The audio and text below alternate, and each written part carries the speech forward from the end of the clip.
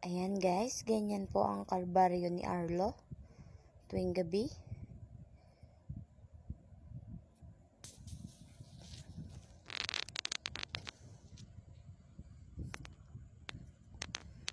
With tik-tik pan. Tutok na tutok sa person.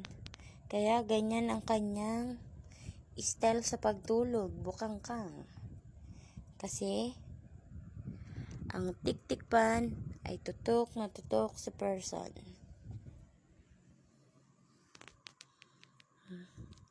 Diyos ko anak, mahal naman ang babayaran natin sa kuryente niyan. Ay kapugi talaga naman ang baby ko. Ay, sorry.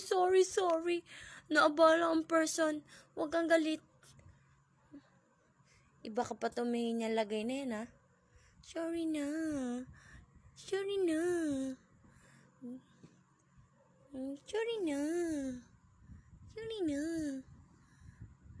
na.